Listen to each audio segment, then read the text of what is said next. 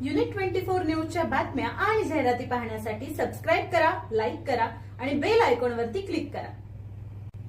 Unit 24 न्यूजच्या break नंतर आपल्या सर्वांचं स्वागत आहे। चला तर मग पाहूयात पुढच्या बातम्या।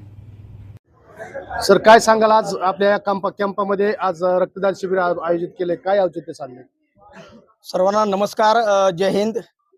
मी असिस्टंट कमांडंट सचिन मुरलीधर डहाळे, नेमणूक SRPF ग्रुप नंबर 5 दौंड। आज तारीख 5/1/2026, दिनांक 2/1/2026 ते दिनांक 2/8/2026। 2 जानेवारी हा दिवस महाराष्ट्र स्थापनेचा वर्धापन दिन सोहळा म्हणून संपूर्ण महाराष्ट्रामध्ये महाराष्ट्र पोलीस साजरा करीत आहेत। त्या अनुषंगानं माननीय पोलीस महासंचालक महाराष्ट्र राज्य मुंबई, त्यानंतर माननीय अप्पर पोलीस महासंचालक राज्य राखीव पोलीस बल महाराष्ट्र राज्य मुंबई, पोलीस उपमहानिरीक्षक राज्य राखीव पोलीस बल परिक्षेत्र पुणे, तसेच समादेशक राज्य राखीव पोलीस बल गट क्रमांक 5 दौंड यांच्या मार्गदर्शनाखाली राज्य राखीव पोलीस बल गट क्रमांक 5 दौंड या ठिकाणी भव्य असे रक्तदान शिबिर या ठिकाणी आयोजित केलेले आहे।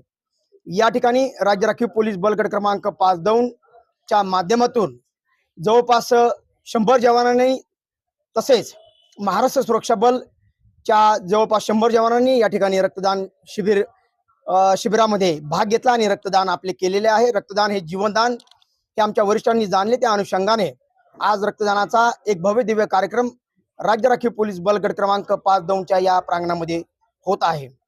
माननीय पोलीस महासंचालक यांच्या आदेशानुसार दिनांक 2 जानेवारी ते दिनांक 8 जानेवारी यामध्ये विविध प्रकारचे प्रोग्राम्स आम्ही सर्वजण घेत आहोत। त्या अनुषंगाने 2 जानेवारी रोजी रेजिन डे परेड, त्यानंतर विविध प्रोग्राम्स म्हणजे गावामध्ये बँड डिस्प्ले, राज्य राखीव पोलीस दलाविषयी, महाराष्ट्र पोलीस दलाविषयी जनजागृती, विविध शाळांमध्ये शस्त्र प्रदर्शन, कॅम्पसमध्ये शस्त्र प्रदर्शन, कॅम्पस पाहणी, इतर माहिती, ट्रॅफिक नियंत्रण कंट्रोल, ट्रॅफिक नियमांची माहिती, अशा प्रकारचे विविध प्रोग्राम्स आम्हाला देण्यात आले होते। त्या अनुषंगाने एक प्रोग्राम आम्ही या अनुषंगाने घेत आहोत।